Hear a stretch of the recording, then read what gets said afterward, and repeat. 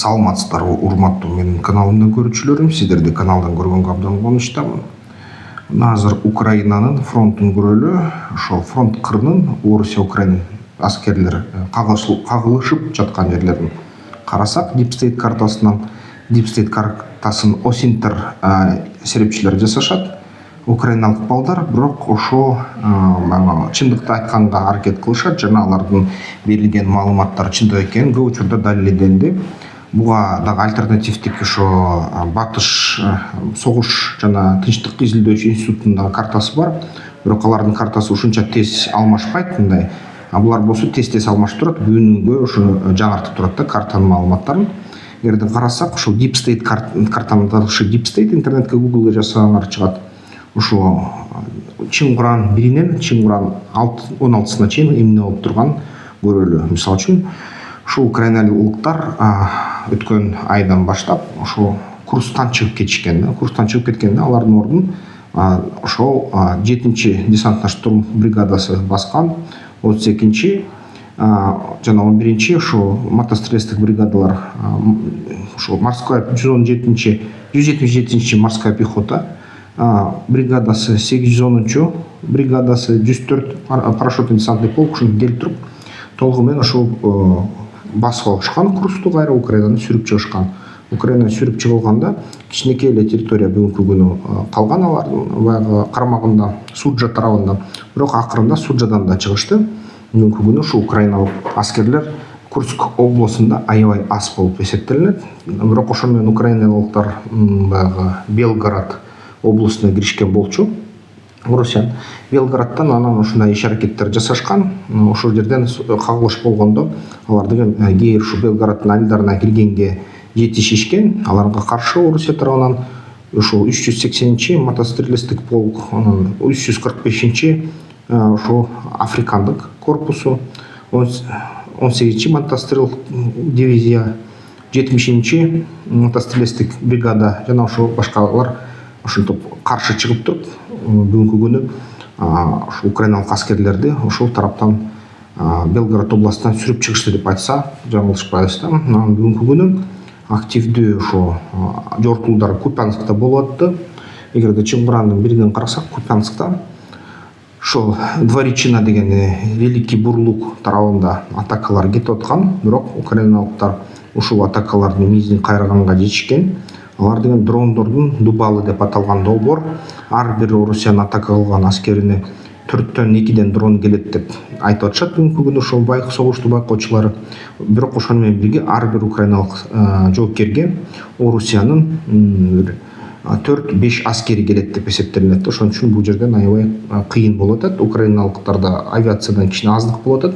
Эгерде авиациядан да теңдик болсо, анда такыр ушул согуш токтоп калмак окшойт да. Бирок орустар акырындап алдыга жылып атышат, бирок анчалык ийгиликтүү эмес. Мисалы үчүн Кишеваровка, Боровойдо, Осколдо орусиялыктар ошо акырындап суу аркылуу атака кылганга аракет кылышты. Чыңгурандын 1-нен баштап Чыңгурандын 7-сине чейин, Чыңгурандын 16-сына чейин алдыга бир аз жылышты, бирок анчалык ийгиликтүү жылыштар болгон жок. Ушул жерге 15-чи гвардейский мотострелковый полк катышты, 25-чи мотострелковдук бригадалар катышты. Анан албетте бул жерден анчалык мындай жылыштар болбоду. Орусияныкы украиндиктер ошо мизин кайтарды десе болот, ошо атака кылып аткан бөлүктөрдөн. Дал ошондой эле, мисалы үчүн бул Заречныйде, Краснореченскийде атакалар болду Орусиянын бригадалары менен. 252-чи мотострелецтик полк, 237-чи танк полку, 751-чи мотострелецтик полку, 59-чу танк полк жана ошо 254-чү мотострелковдук полку ушулар күчтөр алдыга жылганга аракет кылды. Украиндиктер аларды кескилеп, аларды котелго алганга аракет кылды. Бир ошо топту жок кылышты толугу Хаймарстар менен. Бүгүнкү күнү дагы маалыматтар келет. Германия Таурустарды беребиз деп атышат. Ошо Фридрих Мерц Олаф Шольцтун ордун май айынын аягында алмаштырат экен Германияда.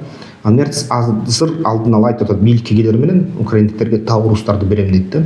Азыр GBLM бомбаларын колдонушат украиндиктер, Хаймарс колдонушат. Ушулардын жардамы менен бул жерден мизин кайраган болду да ошо орустардын.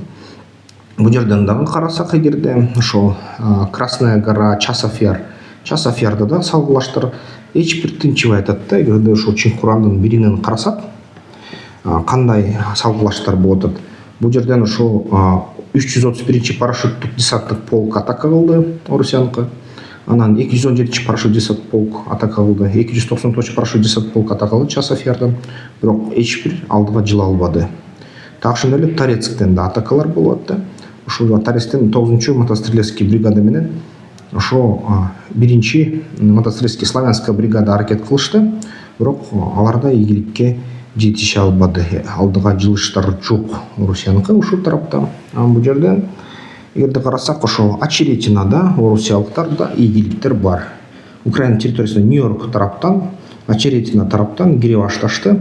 Ошо Чыңкуран айынын 6-ларында, 7-леринде алдыга жылыштар болду.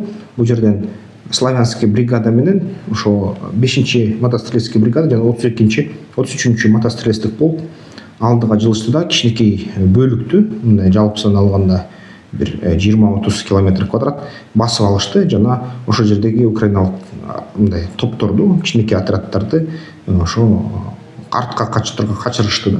Артка качырып территориясын бир аз кеңейте алышты. Ал бул жерден Очеретинадан украиналыктар утулуп жатат да. Покровскту карасак эмне болуп атат? Покровскту, Удачная, Покровск деген ошо Украинанын бөлүгүнөн. Бул жерде биринде атакалар уланып барышты, аябай чоң концентрацияда болду. 35-чи мотострелецкий бригада, 74-чү мотострелецкий бригада, 30-чу мотострелецкий бригада, 559-чу, 80-чи танковый полк ушулар аракет кылышты. Алар киришти алдыга. Танковый полктагы көп мындай территорияны алганга, жетишкенге мүмкүнчүлүгү болду. Бирок алыс жылышкан жок. Баары бир ошо катуу аларга туруштук беришти украиналыктар. Алар мизин кайрышты ошол жерден. Бирок территориясын канча бир километрин, квадрат километрин жоготуп алышты да украиндиктер.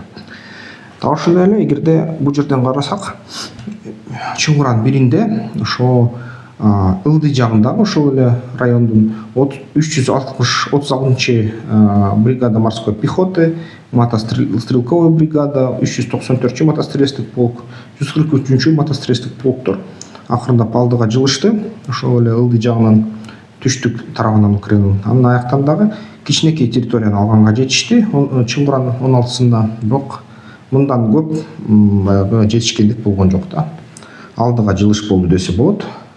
Ореховкадан, Васильевкадан да ошондой эле эгерде карасак башынан ушундай сводка боюнча Ореховтан атакалар ошо 108-чи десант полк, 503-чү мотострелецтик полк, 45-чи бригада, 44-29-чу бригада аракет кылышты. Бирок атакаларды жасаганда дагы ошол атакалардын баары дрондорго кагылды дагы ийгиликсиз болду.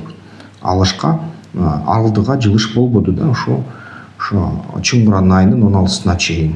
Ошондуктан ошо Михайловка, Ореховкада эч кандай өзгөрүү жок десе болот. Дагы бир чоң аскерлердин ошо топтолушу Николаевде, Новокаховкада болду да. Новокаховкада бир нече ушундай кагылыштар Чыңкуран айынын башынан болуп жатты. Ал кагылыштарга ошо дагы 26-чы мотострелецтик полк, 1822-чы батальон, 345-чи десантно-штурмовой полк, Шторм Z катышты. 144-чү мотострелковый полк, анан 385-чи мотострелковый полк, Барс деген морская пехота, 122-чи полк, Барс Херсон, 127-чи ошо разведбригада, 24-чү мотострелецкий полк аракет кылышты. Аябай жакшы аракет кылышты. Бирок ийгиликсиз да ошол аракеттерин украиндиктер токтотконго жетишишти. Ушундай болуп жатат азыр. Бири-биринин да бомбалоо болуп жатат. Украина, Польша тараптан биз деген ошо бүгүнкү күнү 5,5 миллионго жакын аскерди киргизип жатабыз деп жатышат серепчилер. Сумага ошо Орусия сокку кылды. Сумадан кийин евро биримдиктеги мамлекеттер атырылды Орусияга. Орусия болсо азыр баягы жазкы чакырууларды жүргүзүп жатат жана ошо жакын арада 2-3 жуманын ичинде 160 миң желдетти фронтко киргизет. Ростов аркылуу ушундай маалымат айтып атышат жалгындар Украина тарабындагы. Жана ушул аябай чоң да кагылыштар болуп атат. Ошол жаңы атака даярдалып жатат деп айтылып жатат да бүгүнкү күнү. Ошондой жаңылыктар. Эмне дейсиңер? Кандай дейсиңер? Пикириңер кандай? ушул жерде бөлүшүп койгула, силерде кандай маалымат болуп атат ушул фронт кырында болуп аткан жаңылыктар боюнча? Бул бизнес пландоо курсуна QR код, буяка QR кодду скан кылып, ошо жазылып катталсаңар болот. Бизнес пландоого үйрөнсөңөр болот, кийин кат келет, эмне кылыш керек. Каналды колдоп койсоңуздар да болот ушул QR код аркылуу. Эми видеодон көрүшкөнчө. Аскер тактикалык федерация уюштурган, көп учурунда ошонун мүчөлөрү уюштурган жеке ошо эс алыш күндөрү болуп өткөн оюндар бар. Ошол оюндарга катышкыла, анткени ушул оюндар ар бир базар күн болот. Ар бир базар күнү албетте бул жерден жакшы бир тажрыйба алса болот оюнду. Андан кийин дагы аябай жакшы өзүңөргө ишенип алсаңар, чоң оюндарга катышсаңар аябай жакшы болот.